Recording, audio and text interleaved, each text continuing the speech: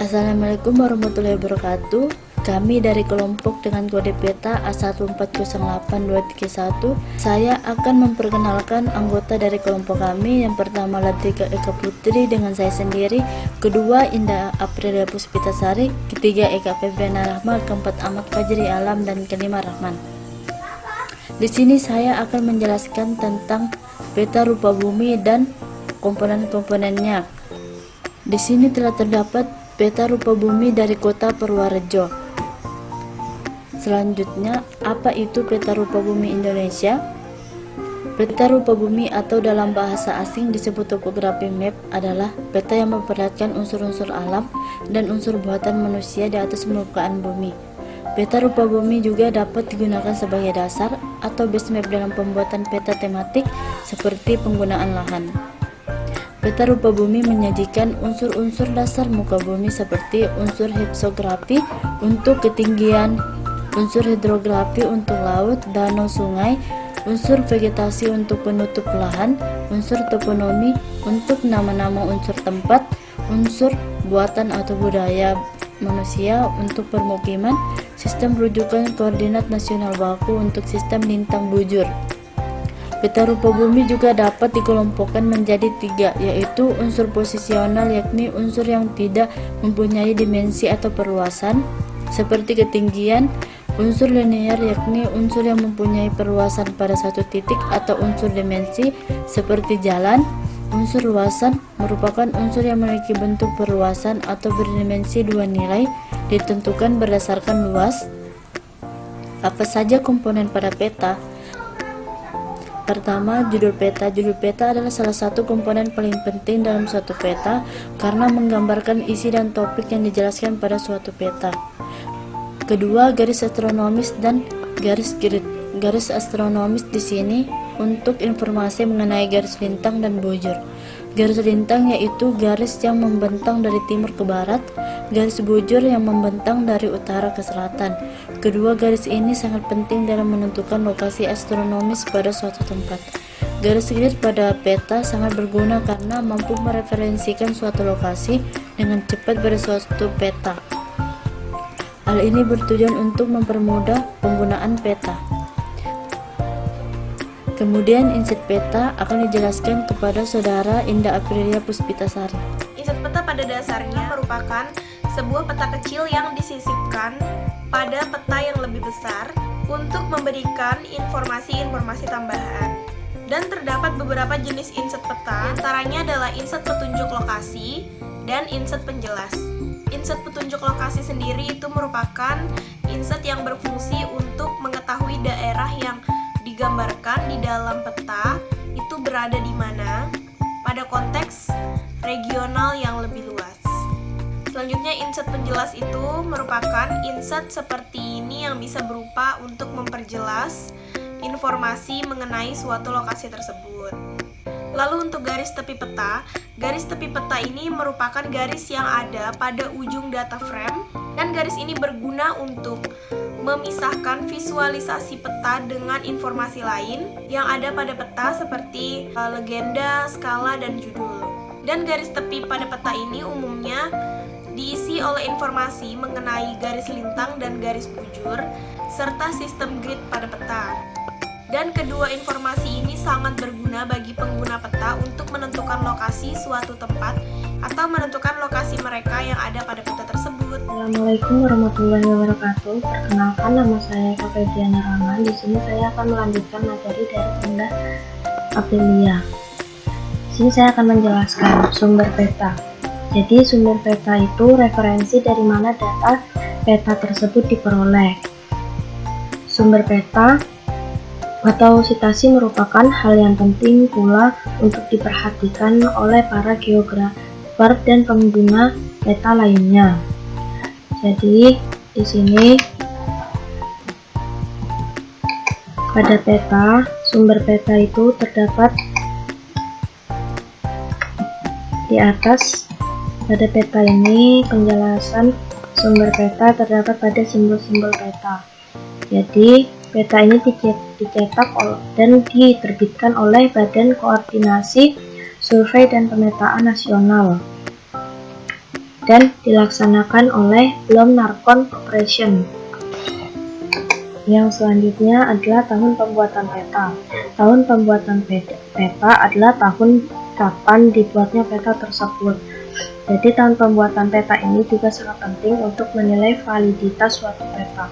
Peta yang baru dibuat tentu saja akan lebih akurat dibandingkan dengan peta yang sudah lama. Hal ini terjadi karena ada proses fisik seperti erosi, pengikisan, dan pelapukan yang terjadi pada bentang alam yang ada pada peta.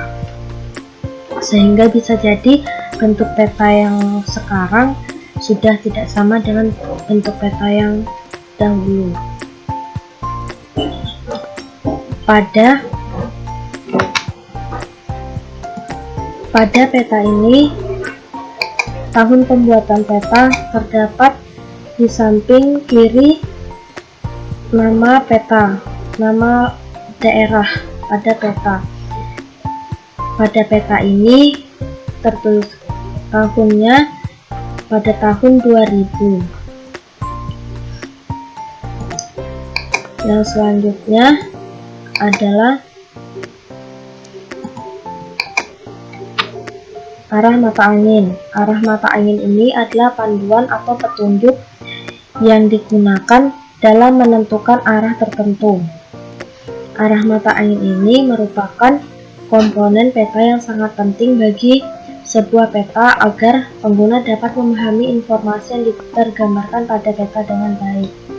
Informasi ini menunjukkan peta sebelah mana yang merupakan utara, mana yang selatan, dan mana yang mengarah kepada mata angin lainnya.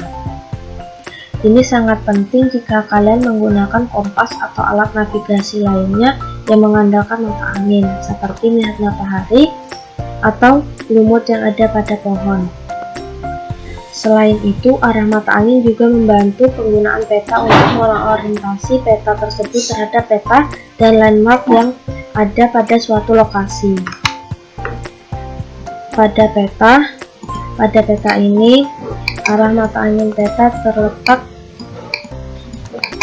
pada kanan ujung paling bawah pada peta. Di sini ada penjelasan. US adalah utara sebenarnya atau geografi, UG utara grid atau UTM, UM merupakan utara magnetik. Hubungan antara utara sebenarnya, utara grid, dan utara magnetik ditunjukkan secara diagram untuk pusat peta ini. Deklinasi magnetik rata-rata negatif 3 detik atau menit pada tahun 2000 di pusat lembar peta. Deklinasi tersebut tiap tahun berkurang 1 menit. Sekian dari saya. Assalamualaikum warahmatullahi wabarakatuh. Perkenalkan, nama saya Ahmad Fajri Alam. Saya akan menjelaskan tentang simbol dan legenda pada peta. Simbol peta adalah simbol simbologi yang digunakan oleh kartografer untuk menggambarkan kenampakan pada peta. Sebagai pengguna peta, kita harus memahami apa makna dari simbol-simbol tersebut. Secara umum terdapat 3 jenis simbol yang biasa digunakan oleh kartografer, yaitu 1. Ada simbol garis, umumnya menggambarkan kenampakan alam yang memanjang seperti jalan raya, pipa gas, rel kereta api, ataupun batas wilayah administrasi. Lalu yang kedua ada simbol wilayah, umumnya menggambarkan kenampakan yang memiliki luasan tertentu seperti sawah, hutan, kawasan pemukiman, danau, dan gurun. Yang ketiga ada simbol titik, umumnya menggambarkan lokasi penting yang berbentuk poin atau spesifik lokasi seperti ibu kota, kantor polisi, bandara, stasiun, dan pelabuhan. Tanpa adanya simbol akan sangat sulit menggambarkan fenomena di dunia nyata pada peta.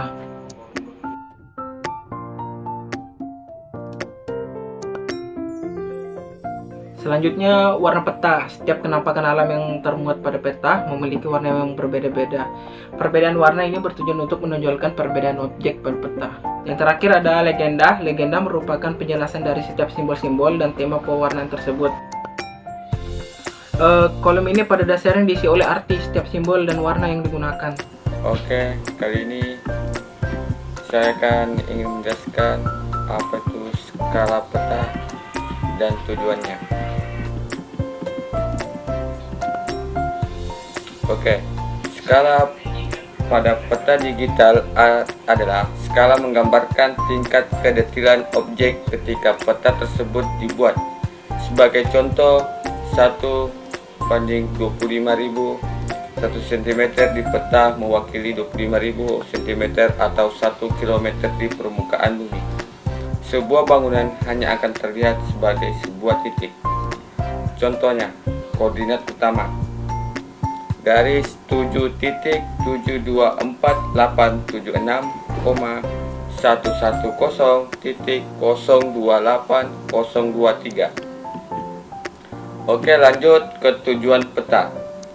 Tujuan peta dapat mengidentifikasi, membandingkan objek di permukaan bumi maupun di atas peta, dapat melakukan orientasi arah peta di lapangan, mengetahui posisi koordinat suatu objek di peta dan di permukaan bumi, memahami informasi peta melalui simbol dan warna sehingga dapat menggambarkan dengan benar objek di lapangan, walaupun belum pernah melihat langsung di lapangan.